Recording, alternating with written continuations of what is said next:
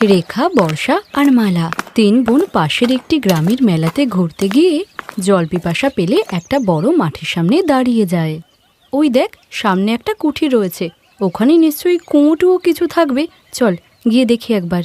এই বলে তিন বোন মাঠের মাঝখানে থাকা একটি কুঁয়োর কাছে গিয়ে যখন জল খাচ্ছিল তখনই সেখানে একজনের কাতর আওয়াজ শোনে। আমাকে একটু জল খাওয়াবে? আমি কুঁয়ো থেকে জল তুলতে পারবো না, কারণ আমি গর্ভবতী। আমার স্বামী খাবারের সন্ধানে বাইরে গেছেন, অনেকক্ষণ হয়ে গেছে তিনি আসেননি এখনো, নইলে উনি আমাকে জল খাওয়াতেন। আরে যখন সামলাতেই পারো না তখন গর্ভবতী হয়েছো কেন? দেখো তো কত বড় পেট নিয়ে বসে আছো। সেটাই তো, সামলাতে পারো না যখন গর্ভবতী হয়েছো কেন?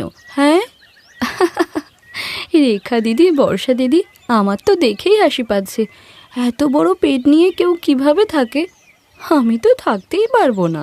এত বড় পেট আর শরীর নিয়ে আমি তো নড়তেই পারবো না। চলো তো আমরা জল খাই। হ্যাঁ হ্যাঁ চল তো, আমরা কি ওর চাকর নাকি যে ওকে আগে জল খাওয়াতে হবে? চল, জল টেস্টা পেয়েছে, খেয়ে আসি, চল চল। মহিলাটি খুবই কষ্ট পাচ্ছিল, কিন্তু তিন বোনই অবজ্ঞা করে তার দিকে কোনো গুরুত্বই দিল না।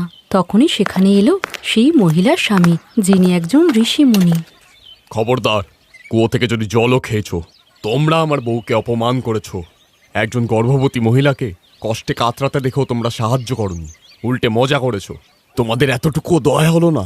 আমি তোমাদের তিনজনকে অভিশাপ দিচ্ছি যে তোমরা তিনজনেও গর্ভবতী হয়ে যাবে, আর তখনই তোমরা বুঝবে যে একজন গর্ভবতী মহিলাকে কি কি সহ্য করতে হয়। এরপর ঋষিমুনি রেগে গিয়ে তিন বোনকেই অভিশাপ দেয়, আর তিনজনই কাঁদতে কাঁদতে বাড়ি এসে সব কথা তার দাদা মহেন্দ্রকে বললে মহেন্দ্র বোনেদের সঙ্গে সেই মাঠে গিয়ে দেখে সেখানে আর কোনো কুঠিরই নেই। ভগবান জানে তারা কোথায় চলে গিয়েছিলেন। উপায় না পেয়ে মহেন্দ্র ফিরে আসে, কিন্তু এখন তার তিন বোনই ছিল গর্ভবতী। আর তিন বোনকে এমন গর্ভবতী দেখে গ্রামের লোকজনের তো কুকথা শেষ ছিল না, যার কারণে তিন বোনের অবস্থা খুবই খারাপ হয়। হে ভগবান, এবার আমি কি করি? ওদের তিনজনের তো আশীর্বাদও হয়ে গেছে। যদি ওদের শ্বশুরবাড়ির লোকেরা জানতে পারে তবে তো অনর্থ হয়ে যাবে।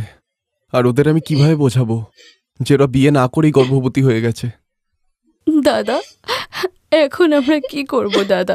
আমাদের জন্য তোমার খুব অপমান হচ্ছে। এর চেয়ে তো ভালো আমরা তিনজন যদি এই পৃথিবীতে আর না থাকি। রেখা, এটা কি বলছো তোমরা? তোমরা তিন বোন আমার কাছে সব। দেখো, ঠিক কিছু না কিছু উপায় বেরিয়ে আসবে। চলো আমরা মহাদেবের মন্দিরে যাই আর ওনার কাছে গিয়ে প্রার্থনা করি যাতে উনি আমাদের সাহায্য করে ওই ঋষি আর তার বউকে খোঁজার জন্য। এরপর মহেন্দ্র তিন বোনকে নিয়ে মহাদেবের মন্দিরে গিয়ে প্রার্থনা করার সময় দেখল যে ঋষিমুনি আর তার স্ত্রী সেই মন্দিরেই বসে রয়েছেন। দাদা দাদা, ওই দেখো, ঋষিমুনি আর ওনার বউ ওখানে বসে আছেন। মহাদেব আমাদের কথা শুনেছেন। চলো আমরা ওনাদের কাছে গিয়ে ক্ষমা চাই। চলো দাদা। জয় মহাদেবের জয়, জয় মহাদেবের জয়। আপনি আমাদের এত বড় উপকার করলেন প্রভু। চলো ক্ষমা চাও ওনার কাছে।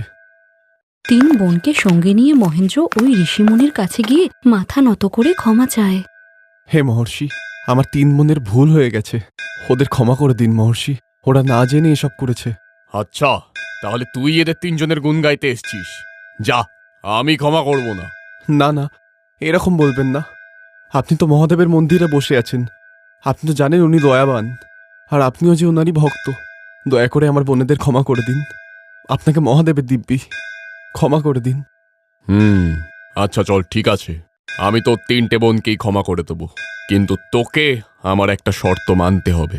বলুন, আমি আপনার সব শর্তে রাজি। ঠিক আছে, আমি আমার অভিশাপ ফিরিয়ে নেব, কিন্তু তোকে তোর বোনেদের জন্য বলিদান দিতে হবে। তুই সারা জীবন বিয়ে করতে পারবি না, অবিবাহিত হয়ে থাকবি। বল, করতে পারবি? হ্যাঁ হ্যাঁ, আমি আপনার শর্তে রাজি। না, আমরা রাজি নই। আমার ভাই যদি কখনো বিয়ে না করে তাহলে আমরাও কখনো বিয়ে করব না। আমরা তিন বোন প্রাণ দিয়ে দেব। ঋষিমুনি, আপনি যদি এই শর্ত রাখেন তাহলে আমরা তিনজন আত্মহত্যা করব। ভাই বোনদের মধ্যে এমন ভালোবাসার সম্পর্ক দেখে ঋষি খুশি হয়ে তার অভিশাপ ফিরিয়ে নেয়। কিন্তু মনে থাকে যেন আজকের পর থেকে আর কখনো কোনো অসহায় মানুষকে নিয়ে মজা করবে না। মহেন্দ্র তিন বোনই কথা দেয় যে এরপর তারা আর কখনো এমন কাজ করবে না। এরপর তিন বোন আবার আগের অবস্থায় ফিরে এলে মহেন্দ্র খুশি হয়ে তিন বোনকে নিয়ে বাড়ি চলে আসে।